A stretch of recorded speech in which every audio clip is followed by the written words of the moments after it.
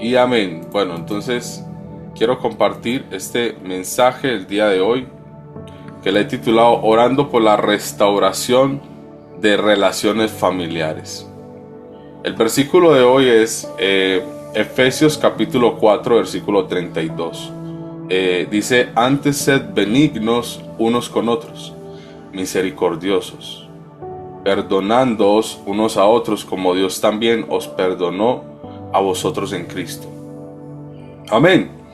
Entonces, ojo, antes sed, o sea, nosotros seamos. Pablo ahí diciéndole a cada una de las personas de Éfeso, diciéndole, antes sed unos con otros misericordiosos, perdonándoos unos a otros como Dios también nos perdonó a vosotros. ¿En quién? En nuestro Rey de los Reyes, en Cristo. Entonces, yo sigo insistiendo que en toda la familia no hay una familia perfecta, no la hay. Ojalá hubiéramos nacido en una, pero como no las hay, entonces no nacimos en familias perfectas. Y lo que sí es cierto es que hay demasiadas heridas. Hay unas familias que sí te digo, qué cosa tan impresionante, se llevan un odio, un rencor, un resentimiento, una lejanía, una soledad, una frialdad o todo lo que sea frío. Y hay unos que creen que alejarse de su hermano, de su primo, de su tío, de su amigo, el tiempo curará la herida, y se vuelve antes peor. Y a veces no se trata solo de amor, a veces se trata de corazones que de alguna manera no han sido sanados por aquella rencilla, aquella tema específico.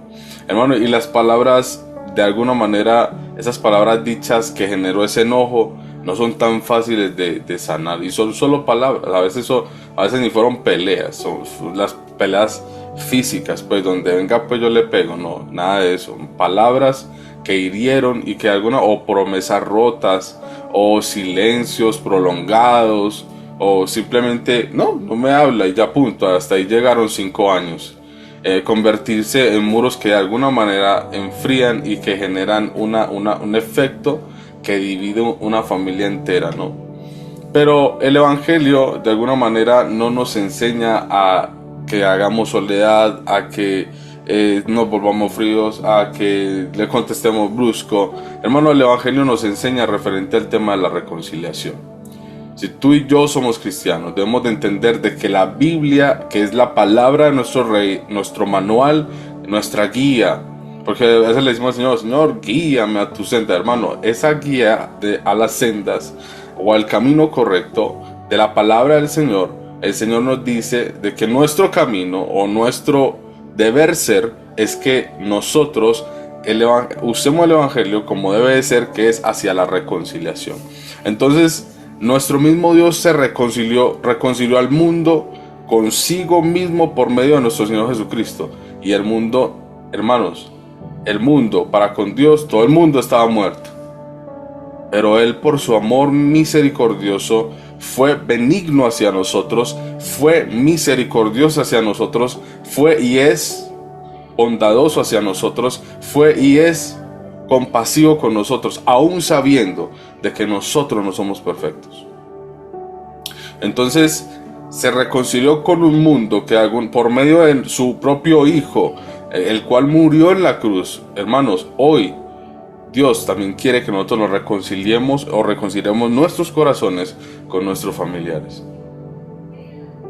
Hermanos, donde hubo orgullo, Dios puede plantar humildad. Donde hubo distancia, Él puede encender nuevamente el amor. Porque yo sigo algo, como es de rico, pero es rico, delicioso. Cuando uno está en familia y se cocina, ¿no? Yo no sé, yo no soy el chef de las familias o de las familias, pero me gusta cocinar. Me gusta hasta cierto punto, no esperancita, pero chévere cocinar. Porque creo que es como un reflejo de, hey, yo te quiero, ¿cierto? Hey, yo te aprecio.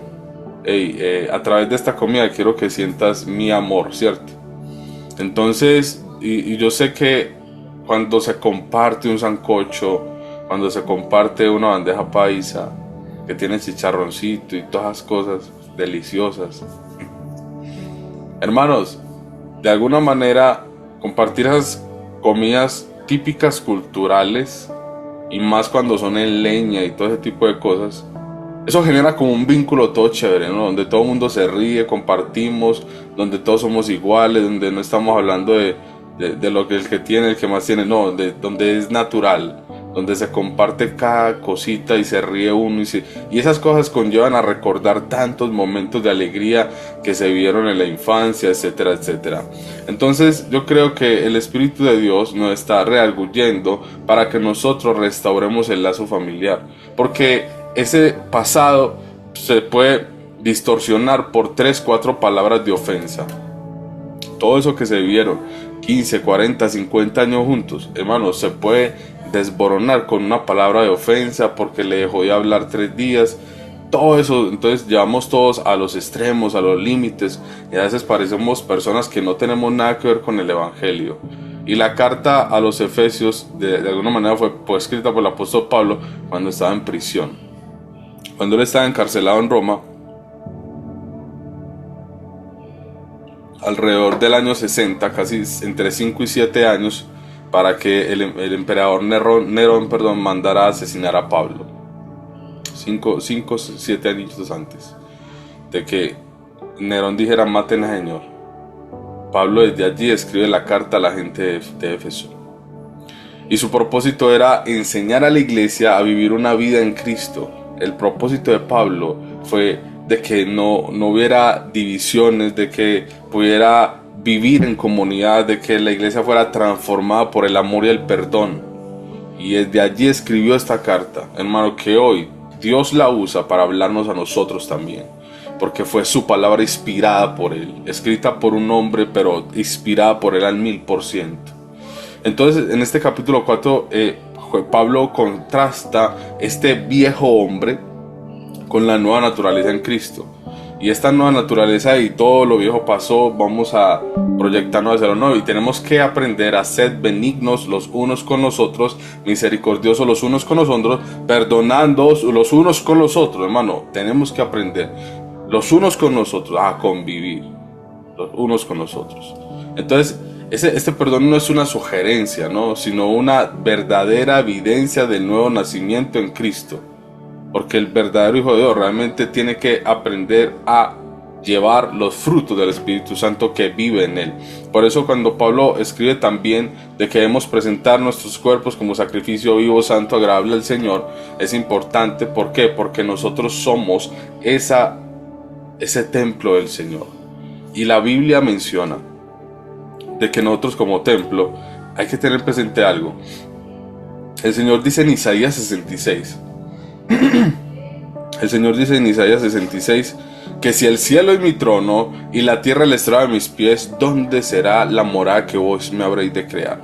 Hermano, esa pregunta genera a la vez espanto, porque no tenemos cómo con nuestras manos, ofrenda, hacerle una morada al Señor.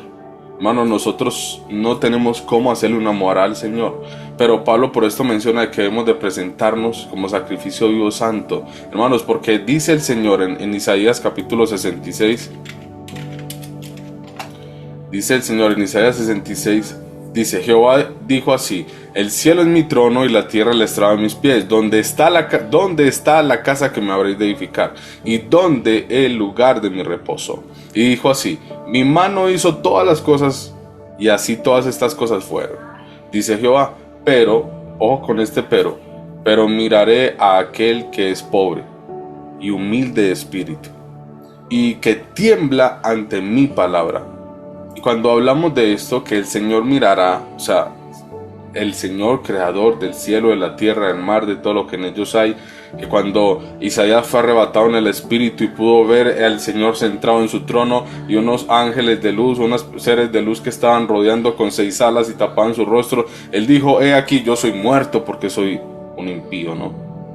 Hermanos, nosotros no tenemos cómo presentarnos delante de Dios y quedar vivos así como así. Pero hoy su misericordia hace que podamos presentarnos delante de Él y decir: Abba, Padre. Hermanos, esto es un privilegio que de verdad es porque Dios es misericordioso, bondadoso, perdonador. Hermanos, hacia nosotros tiene demasiado amor. Y por eso a través de Cristo nos reconcilió con Él. Y por eso, hermanos, quiero decirles hoy de que el perdón no es una sugerencia, el perdón es vivir conforme a su palabra. Y por eso el Señor está diciendo de que yo miraré a aquel que es pobre, humilde de espíritu y que tiembla ante mi palabra. Y si la palabra del Señor me está diciendo a mí de que yo voy a aprender a mirar a mi prójimo con misericordia, porque Él me mira a mí con misericordia, porque Él me perdona a mí, yo también debo perdonar a mi prójimo. Hermano, yo no puedo ser como ese deudor que llegan y le perdonan una deuda, pero aquel que le debía 5 pesos va y lo coge la nuca y le encarcela a toda la familia porque no tiene compasión. Y cuando el rey se da cuenta de que todo lo que le perdonó, lo primero que pasó fue que lo metió en el calabozo más profundo, y allí será el lloro y el crujir de dientes. Que tipificadamente, que si tú no perdonas te vas para el infierno, por más que el Señor haya derramado sobre ti gracia, porque aquel que no perdona no habrá compasión para él. Y eso es algo delicadísimo. Por eso el perdón es una señal visible de que Cristo vive en tu vida. Es una señal, y si no está esa señal, entonces no hay forma de decir de que tú amas a Dios, que no lo es. O sea, si tú no amas a tu prójimo, que es tu familia, que puedes ver, no pretendas que tú, o no te engañes de que tú amas a un Dios que no puedes ver, porque seríamos mentirosos. Entonces es importante entender esto, porque la palabra de Dios, cuando está escrita, se cumple lo que el mismo Dios dice, el mismo Señor dice. Y mira lo que dice el Señor: el que sacrifica buey es como si matase hombre, el que sacrifica oveja como si desgollase un perro, el que hace ofrenda como si ofreciere sangre de cerdo, el que quema incienso como si bendijera un ídolo, porque escogieron que sus propios caminos, su alma, sus abominaciones, también yo escogeré para ellos escarnios, traeré sobre ellos lo que temieron, porque llamé y no me respondieron, porque hablé y no me oyeron, sino que hicieron lo malo delante de mis ojos y escogieron lo que me desagrada.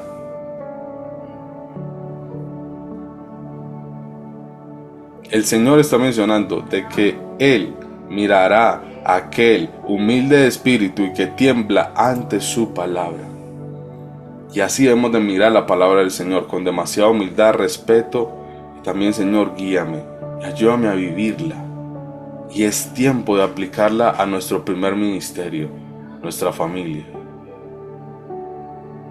El enemigo conoce el poder de la unidad, y te digo que una casa dividida no puede prevalecer ella misma, se destruye. Un reino dividido cae. Y la familia es lo primero, hermanos. Primero, lo primero. En cuanto al núcleo de evangelismo, en cuanto al núcleo del cristianismo, hermano, mi familia tiene que ser la primera. Cuando una casa mantiene en amor, te aseguro de que el cielo se manifiesta. Por cuanto no hay división, todo se puede apagar. Por eso el enemigo lo primero que va a atacar son los vínculos más fuertes dentro del hogar para destruir. Cuando dentro de una familia hay una persona, digámoslo así, solo una, que trate de unir el vínculo familiar y que genera como esta unidad que no se había logrado en mucho tiempo, lo primero que va a hacer Satanás es tumbar esa persona que estaba tratando de generar ese vínculo. Cuando esta persona se pierde otra vez esa misericordia y se aparta, todo se desmorona. Y vuelven a la guerra, y vuelven a todo lo que, esas heridas que vuelven y se levantan. De si no cicatrizó y no me importa, y que me cosan después. O sea, hermanos, eso es como un borracho cuando está herido, ¿no? Como no siente el dolor, como que en el momento se ríe, pero por dentro está con el dolor interno. Y hay momentos donde ya le pasa el efecto del alcohol, y ahí sí se ve la herida que está ahí, y eso es como un dolor que no sana, ¿no? Entonces yo sé que perdonar tampoco es justificar los actos que haya cometido un familiar con uno. Y estamos enfocados en la familia, ¿ok? No estoy hablando de que el enemigo, no, la familia. Entonces es necesario perdonar. Yo sé que perdonar a veces no es tan fácil, y tampoco es justificar lo que hicieron. No es justificar lo que hicieron, pero eso mismo hizo el Señor. Él nos perdonó y no dijo: ay, es que como te comportaste bien, ya no voy a tomar eso en cuenta. No, porque nosotros nos comportamos absolutamente diferente. Él nos perdonó aún siendo pecadores. O sea, quiere decir que tú sigues pecando. Tú eres una persona súper imperfecta y yo también. Y seguimos pecando y aún así nos perdonó. Y no miró como ese detalle de, pues que Él sigue siendo el mismo. O sea, así mismo nos pasa con el Señor. Entonces por eso el Señor mencionaba referente al tema del perdón, de que cuántas veces va a perdonar mi madre, no, cuántas veces, hermano, hasta 70 veces 7, hasta que yo vuelva pues. Entonces, de alguna manera el corazón se libera cuando ya no hay amargura, cuando ya no hay sentimiento de traición, sentimiento de deslealtad, el sentimiento del engaño, el sentimiento de menosprecio, el sentimiento de lo que quiera llamarse, satánicamente hablando, hermanos, porque son sentimientos que no tienen nada que ver con Dios. Cada vez que nosotros elegimos perdonar, nosotros nos liberamos, desatamos la misericordia de Dios sobre mi casa y sobre la casa de esa persona, sobre mi núcleo familiar, desato esa bendición del Señor. Porque cuando yo decido perdonar, se desatan las ligaduras que atan. Dios restaura matrimonios, amistades, y también pasa, o sea, cuando hablo de mi familia, estoy hablando de mi cónyuge. Cuando hablo de mi cónyuge, ¿sabe cuántas parejas duermen hoy juntos y a la vez separados? ¿Tú sabes cuántas parejas hoy viven una separación interna dentro del hogar por amor de mantener como esa estabilidad emocional en los hijos? Entonces viven ahí en una pelea interminable, en un acto en el que ojalá se muriera este loco, ojalá se muriera esta loca, y viven allí que no quieren nada con su cónyuge, se niegan sexualmente, ya no quieren ni nada, o sea, son muchas cosas, hermano, y esto hace que haya una separación, o sea, pone más bien como un acuerdo de convivencia. Y esto es algo impresionante porque ya se vuelve como un tema de libertinaje en el que haga lo que quiera y no me importa. O sea, tanto así que se genera repudio dentro del matrimonio. Y esto es algo muy tremendo porque esto pasa. Esto pasa en muchos hogares. Hombres queriendo que su mujer se muera y mujeres queriendo que su esposo se muera. Y así sucesivamente. Padres maldiciendo a los hijos, hijos maldiciendo a los padres. Eso es un tema impresionante. Y uno de los relatos más conmovedores de esta de perdón y restauración es el de José. José en Génesis capítulo 45, después de que el Señor nos mostrara toda su vida, desde niño, cómo era un hijo querido, amado, respetado, pero también ignorado, despreciado y injuriado y casi asesinado por sus hermanos, vendido, sin compasión, sin misericordia, perdió los privilegios que tenía y fue esclavo durante muchos años, donde solamente vio en su vida catástrofe tras catástrofe, mentira, engaño, repudio, desesperación, aislamiento, tristeza, sentimiento melancólico, volver a ver a su padre, a su familia, engaño, traición, dolor. Hermano, este hombre experimentó todos los sentimientos que hoy pudiéramos mencionar, malos. Y de alguna manera, yo sé que en su momento hubo casi que un sentimiento de traición, de dolor y de venganza hacia sus hermanos. Pero de alguna manera, en Génesis capítulo 45, las palabras de José indican lo que realmente hay en su corazón después de vivir ese tiempo, cuando el Señor le pudo dar a entender de que el sueño que tuvo cuando era niño era necesario de que casi todo eso se cumpliera. Y cuando él se reúne con sus hermanos en ese momento de ese acto en el que él tenía la posibilidad de vengarse tan fácil, la posibilidad de humillarles allí, la posibilidad de tomar por en cuenta lo que podía hacer, y ya en sus manos están casi hasta sus vidas, lo primero que él les dijo cuando se quitó ese sombrero, no sé cómo se llama eso, esa cortina que tenía en la cabeza, y le dijo: no fuiste, les dijo, hermanos, soy José. Todos se miraron. Y lo que dijo José, tú me vas a decir si es de un corazón dolido o un corazón que entendió el proceso del Señor, que decidió soltar todo ese pasado. Y lo primero que dijo fue: hey, antes de que hablen, yo les digo algo. No, Génesis capítulo 45, versículo 8. No fuisteis vosotros los que me enviasteis acá. ¿Cómo va a decirle que no fueron ellos si ellos lo vendieron? ¿Sí me entiendes? O sea, entienda esto. No fuisteis vosotros los que me enviasteis acá, sino Dios, para que se cumpliera. Él entendió.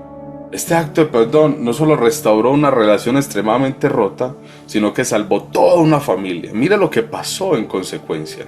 Toda su familia mandaron a traer a su papá y a todos los hebreos descendientes, y conoció de nuevo a su hermano Judá, y se abrazaron. Y todos vivieron felices. Así terminó la historia, hermano. La verdad terminó así. Todos se vieron envejecer, todos vivieron un tiempo de abundancia, todos vivieron un tiempo hermoso después de un perdón. Esto es el sentimiento del perdón. El perdón libera. El perdón permite volver a abrazar a un padre que estaba a punto de morir. El perdón volvió a acercar la familia, donde se volvió a ver el abrazo, donde se volvió a ver todo eso que se veía. Volvieron a hacer sancochito, volvieron a hacer todos esos frijolitos con pezuña. Hermanos, sí, es verdad, todo eso genera eso. Porque el perdón genera volver a crear ese vínculo, donde dice la palabra que cuando hay hermanos en armonía, es como ese momento en el que baja el aceite por las barbas de Aarón, y hasta vida eterna, dice la Escritura. Un sentimiento impresionante donde el Señor habita. Es que el Señor quiere familias unidas, el Señor no quiere familias dispersas. Ese amor de Dios triunfó sobre el dolor humano. Eso es lo que el Señor quiere. No sé si lo sabías, pero eso es lo que Dios quiere. Entonces, en Colosenses 3:13 también Pablo le escribe a la gente de Colosas: soportaos unos a los otros, perdonaos unos a los otros, de la manera que Cristo os perdonó, así también hacedlo vosotros. Mandamiento. O sea, hacerlo. Háganlo, háganlo, por favor, háganlo, hacelo. Entendeme. Esto no es un mensaje subliminal, la palabra directa, diciéndote: perdona, soporta, avanza, quiere, no importa, ellos no van a cambiar. Tú simplemente haces el paso, ¿ok? Entonces, el perdón no es una opción emocional, sino una obediencia espiritual. Y hay que avanzar en esto. Dios está restaurando hoy los lazos que el enemigo intentó romper. Esos lazos que el enemigo intentó romper, Dios los está restaurando hoy. Así que libérate. Cada lágrima derramada, cada oración no contestada, hermanos, hoy se cumple. Esa oración por tu familia, yo sé que tiene fruto, si tú y yo nos ponemos de acuerdo. Lo que parecía una relación muerta, hermanos, puede resucitar. El poder en el amor en Cristo vuelve y fluye todos. Eso es de una. Entonces vamos a orar, no acabó el time. Vamos a darle gracias al Señor por esta oportunidad que nos da en esta hora. Padre que estás en los cielos, en esta hora te damos gracias, Señor, por esta oportunidad tan grande que nos das. Realmente es un privilegio poder compartir, bendito Dios, cada cosa contigo, Padre Santo. Realmente tu palabra es vida. Vida para nuestros oídos, para nuestra alma y para nuestro espíritu. Guía a cualquier persona, Señor. Esto es para nosotros. Esto es para nosotros. Gracias, bendito Padre, por tu amor, por permitirnos, Señor, avanzar una vez más, bendito Señor. Gracias, Padre Santo, por hablarnos tan directamente. Realmente nos hablas. Señor, pondremos de acuerdo, pondremos en obra lo que tú nos enseñas. Lo pondremos en obra, porque tú no nos dices un espíritu de cobardía, sino de amor, poder y dominio propio, para avanzar, bendito Señor. En el nombre de Jesús, amén y amén.